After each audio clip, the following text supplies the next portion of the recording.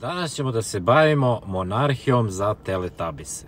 Da, dobro ste čuli, monarhijom za teletabise. Juče je bio komunizam za teletabise, danas je monarhija za teletabise. O čemu se ovde radi? Dakle, malo sam se iznervirao prateći situaciju i sva ova dešavanja ovog cirkusa i pripreme za kralja koji će navodno da spasi Srbiju, a i šire možda i ceo svet.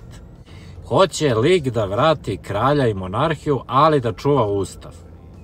A ne zna da je baš taj ustav izbacio kralja i monarhiju za kojom taj isti lik, teletabis, plače. Dakle, teletabisi. Da bi kralj postojao, taj kralj mora prvo da zgazi ustav. Da, ovo je krivično delo, znači ustav, vrhovni zakon. Ne sme niko da pipne. Svaki dan Vučić gazi ustav i onda teletabis koji želi da dođe kralj kaže Vučić gazi ustav, umesto da kaže Vučiću gazi jače. Ako hoćeš monarhiju. Ako nećeš monarhiju, hoćeš da čuvaš ustav, onda moraš da čuvaš i ovu takozvanu demokratiju. Dakle, teletabis, logika, 0 poena. I onda teletabisi kažu hoćemo red, nećemo korupciju, hoćemo monarhiju. Hoćemo da nema korupcije. A ne znaju da kralj, koga recimo Vučić ne može da kupi, je apsolutni kralj.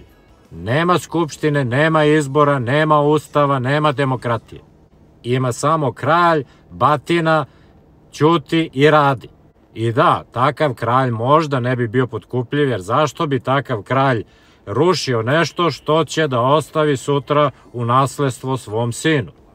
Ali takav kralj bi bio apsolutan i morali bi da radite sve što taj kralj kaže, a to vam je nešto kao diktatura, a ne demokratija. Dakle, to nije Instagram, ova monarhija sa krunom, ceremonijom, kao što vi to gledate tamo preko bare u Englesku i mislite da je to monarhija, nego je to hladna, apsolutna monarhija.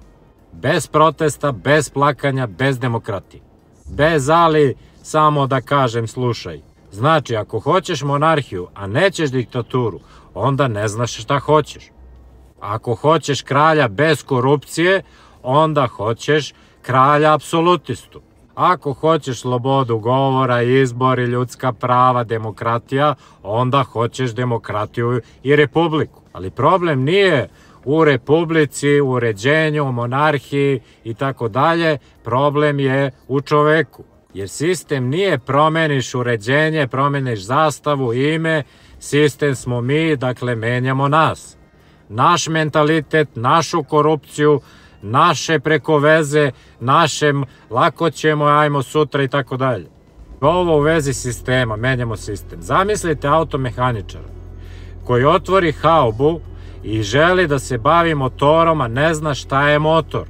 To smo mi kada vičemo menjamo sistem, a pojma nemamo šta je sistem. Dakle, hoćete monarhiju, okej, ali onda reci, hoću kralja bez izbora, bez demokratije sa batinom. A ne da glumite tu Instagram monarhiste sa selfijem i sa sve ono, sve je super, sve je lepo, hoćemo kralja, dajte kralja, jer to što danas vidimo kao kraljevine, to veze s kraljevima nema, to je jedna teletabis predstava i to je to, jer Vučić je kupio patrijarha, a neće kupiti kralja ovog koga spremaju da dođe. Ali malo sud, dakle neće kupiti, rekao sam već, apsolutistu, onog kod koga bi Boga mi živeli skoro pa po onom Dušanovom zakoniku, a ne po ustavu kojeg pišu teletabisi, da bi mogli onda da rade šta hoće, nego čvrsta ruka, batina i zatvor, što reče jedan prijatelj, i onda imaš kralja. Ako nećeš diktaturu, onda ideš na izbore kao teletabis, glasaš, pozivaš se na demokratiju, na ljudska prava i maneš se priče o monarhiji. A ako stvarno želiš kralja, onda svaki put kada primetiš da Vučić gazi ustav, reci bravo majstore, jer može to još malo jače, jer ja želim da vratim monarhiju.